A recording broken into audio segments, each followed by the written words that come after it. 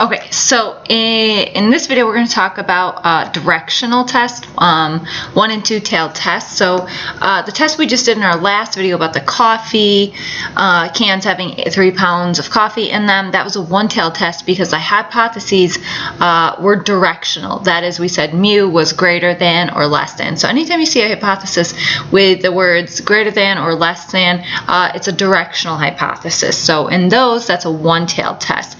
If we don't have any direction, it's called a 2-tailed test. So like I said, in the last video, the last example we were looking at, right, when we were looking at our hypotheses, right, see how they have the greater than or equal in them?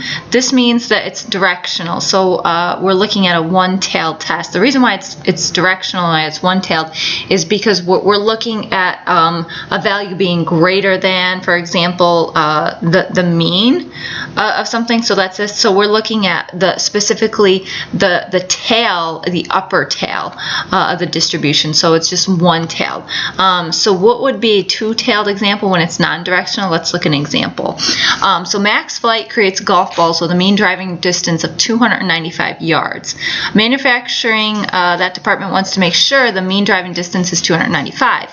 If it's less, people won't buy the balls. If it's more, and I quote the text, golf balls may be rejected by the U.S. Golf Association for exceeding the overall distance standard concerning carry and roll. I have no idea what that means. I don't play golf, but evidently if the ball goes further than 295 yards, it's also a problem. So for the company, they want a mean of 295. If it's less than or more than, it is a problem for the company.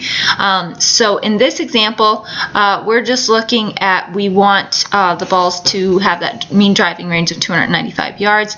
So again, this is the example where we're challenging an assumption in production and manufacturing.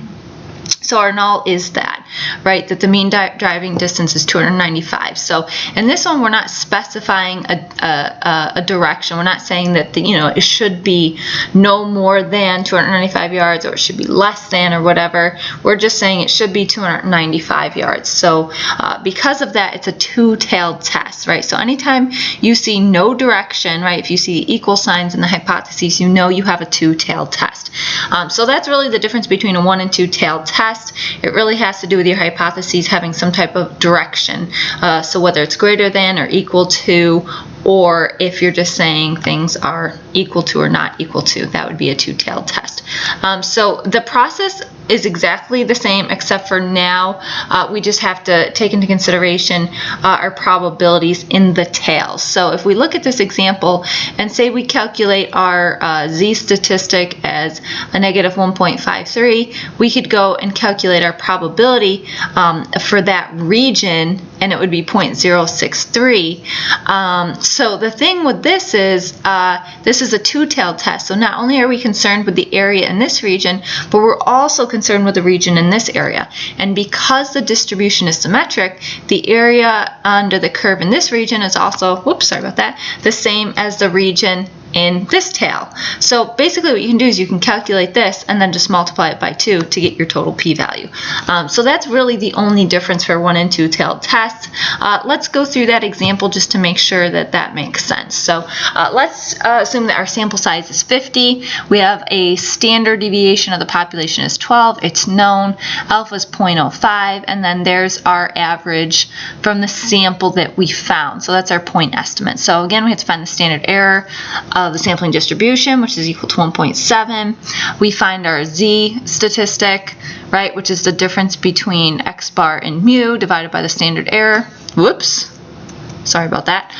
So that's 1.53. So that's our test statistic. So we can compare this test statistic, right, to a critical value and compare those to decide if we want to reject or fail to reject the null. So remember again, I said I'd come back to this figure right here. So we saw this figure, I think, in the last chapter. So we can figure out what our z values are, the critical values are for these main confidence levels. So we're using the confidence level of 95, right, because that's alpha of 0.05, right? That's written up here. That's what we want. So alpha divided by 2 is basically saying that we want this for a two-tailed test. So we can look at this as the z value for this is given. In this table, it's 1.96. So we know that this z value does not exceed this value in the upper tail, right? So this is the critical region, and we're looking for the area right under that curve beyond that. So because this z statistic does not exceed our critical value, we cannot reject the null. We fail to reject the null hypothesis. So basically, this value is not statistically different from 295. So basically, what this is saying is that the balls that they make do not differ from 295 yards. So basically, the production is okay. They don't have to do anything and change anything to their processes. So again, we can continue with this example to calculate the p-value. So again, if it's less than 0.05, we would reject the null. It's 0.126, which is greater than 0.05. So again, we fail to reject the null. So we come to the same conclusion. So how did we calculate that? There's a couple different ways to do this. So let's go to Excel. So this stuff up here is from our old coffee example. So we're down here, right? This is just how to create that the critical z value. So if we go back a step here, remember how we created our test statistic, and we want to compare it to the critical value. Right, that's the critical value approach to determine whether to reject the null or not. So I just said that this is the table that we saw for the most commonly used confidence levels, what the z-values are. But if we had to plug that into Excel to calculate this critical z-value, right, this is just the equation for it, right, equals norm.s.distribution, right, and what does it do? It returns the standard normal distribution. So we have to have our z-value. What is our z-value that we have? 1.53, and its cumulative is true. So, oops, I did distribution. I'm so sorry. I thought that sounded weird when I started writing that. Let me go back. Dot inverse. I'm sorry. Now I have to retype it. Norm.s.inverse. Because what this does, it gives us the inverse of that. I'm sorry about that if I just confused you. So we are plugging in the probability. So remember, our alpha is 0.05, but remember, this is a two-tailed test, so we have to divide by 2.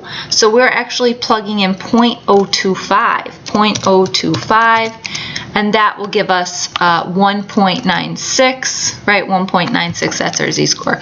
And then, so notice how this is negative, theirs is positive, right? It doesn't really matter because it's a symmetric distribution. So, that, I mean, that you can just take the absolute value of that to understand where this is coming from. So that's where that comes from. So going back to the p-value, right, so how do we calculate the p-value? This is where we use the norm.s.distribution function. Sorry, I was thinking about that earlier for calculating the p-value, but then we went back to calculate the critical value. So again, we're going to use this function, right? So the inverse function is going to give us a critical value, a z-score, whereas the norm.s.distribution function is going to give us a probability, right? Because, right, it has the word distribution in it. Probability distributions, what do? They give us probabilities. And then the inverse, what does that do? It gives us the opposite, right? Given the probability, it will give us our z-score for that. So you'll notice that I took this function and we have two arguments, right? So let's see what they are. So equals norm.s.distribution, right? It takes our z-score. So our z-score, right, was 1.53, I believe. Cumulative is true, and boom, we have this score. So the thing is we can do this a couple different ways, right? This is giving us the total cumulative area under the curve up until 1.53 standard deviations above the mean. So that's okay, because remember, to find the rest of the area under the curve, it would just equal 1 minus that value. So we'd get 0.063. So basically, this is the area under the curve up until this point, but we don't want that. We want the area beyond that point. So basically what we want is, if we look at our picture, right, when we do this function, equals norm.s.distribution for 1.53, cumulative is true, it's giving us the area under the curve for all of this region, right? But we don't want that. We just want this region right here. So to calculate that, we would just do 1 minus all of that. So if we do that, we get that. So this is that area right there, is this area under the curve, which is right there. Boop, that's showing us that. But remember, this is a two-tailed test, so we need to turn it. Sorry about that. We need to multiply it by 2 because, right, we have to take in consideration it's a two-tailed test. We have area here and area here. So if we multiply that value by 2, we get 0.126. So let's do that. Equals that value times by 2 is, boom, 0.126, right? And that is our probability. That is our p-value. So this is just a couple different ways of doing it and showing you that you come to the same solution. So if that's our p-value, right, that is not less than 0.05, so therefore we would fail to reject the null, which is the same conclusion that we came to, right, using the critical value approach. Remember, we failed to reject. Well, again, right, it doesn't matter if you use the critical value approach or the p-value approach, you come to the same conclusion. So the difference between the two-tailed tests and a one-tailed test, a two-tailed test is always more conservative. Often in software packages, it's the default because it's more conservative. So whenever you're looking at the solutions, right, whether you're using the critical value approach or you're using the p-value approach, if you're like, is this the one-tailed or two-tailed p-value, one-tailed or two-tailed, right? The two-tailed is always going to be more conservative, right? So at this value, right here, this is actually the one-tailed test, right? Because it's the area just in one tail, right? This is a two-tailed, right? This is a two-tailed because this one is the area under the curve for the two tails, right? So that's why it's called a two-tailed test.